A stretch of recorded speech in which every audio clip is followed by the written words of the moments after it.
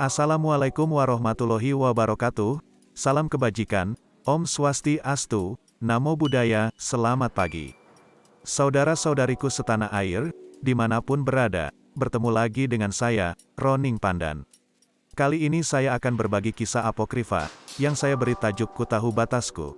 Tetapi, jangan lupa siapkan dulu, teh, kopi atau es krim, beserta kerabat-kerabat dekatnya, terus yang membawa kapal induk, pesawat jumbo, tank, atau trailer, tolong parkirnya yang rapi, jangan ditumpuk, yang pakai helm, ditinggal di luar. Khusus Pak Mindi boleh helmnya terus dipakai masuk.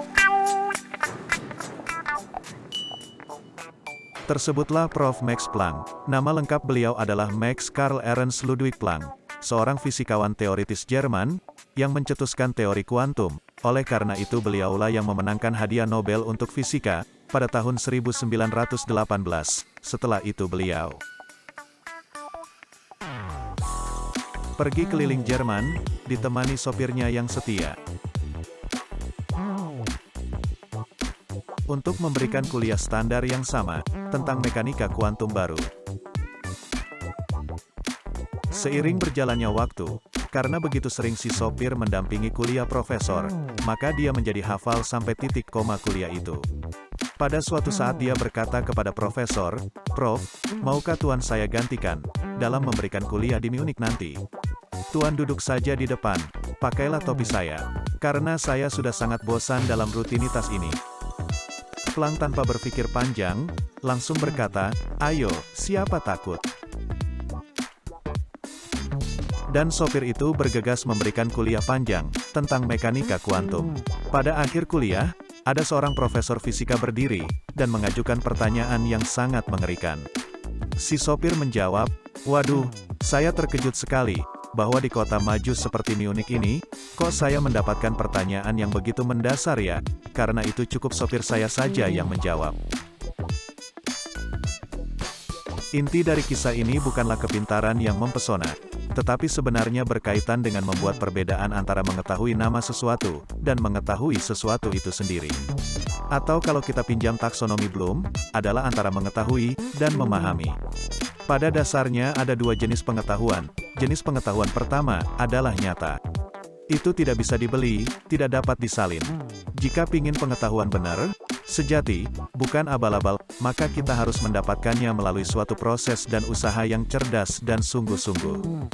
Jenis pengetahuan kedua dapat disalin. Salah satu contohnya terkadang sepintas kita bisa dan tahu jawaban dari suatu masalah, tetapi ternyata kita gagal memahami bagaimana membuktikannya.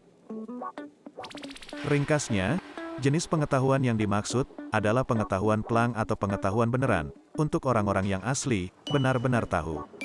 Dan kemudian pengetahuan sopir. Boleh saja si sopir ini hafal kuliah Prof. Planck sampai titik komanya, bahasa tubuh yang mempesona, sopan santun yang terpuji, suara yang jelas dan merdu, sehingga membuat kesan yang luar biasa.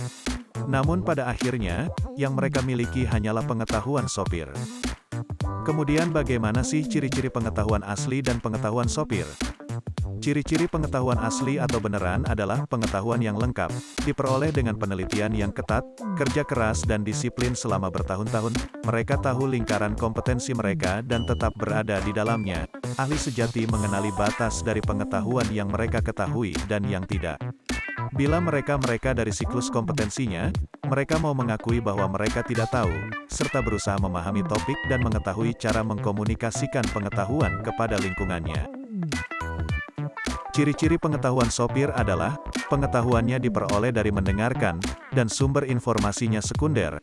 Mereka hanya tahu cara menampilkan pertunjukan, mereka tidak tahu kapan mereka berada di luar lingkaran. Kecakapan memainkan pertunjukan, adalah nilai-nilai yang sangat mendominasi. Tidak pernah mengaku tidak tahu, serta tidak punya waktu dan minat untuk memperoleh pengetahuan. Mari kita lihat lingkaran kompetensi. Orang-orang pengetahuan asli akan selalu menjaga diri selalu dalam lingkaran yang mereka ketahui. Pada saat mereka keluar ke lingkaran mereka kira mereka ketahui, maka mereka akan bilang, "Saya tidak tahu." Tetapi bagi orang-orang dengan pengetahuan sopir, mereka berada dalam seluruh lingkaran dan tidak membatasi dirinya. Pada saat mereka berada dalam lingkaran, mereka kira mereka ketahui, pun. Mereka tidak akan pernah bilang, saya tidak tahu, luar biasa ya Gan, mungkin ini yang disebut sok pinter ya. Perhatian, perhatian, perhatian. Orang yang mempunyai pengetahuan benar atau sejati, mereka akan tanpa ragu-ragu mengatakan, saya tidak tahu.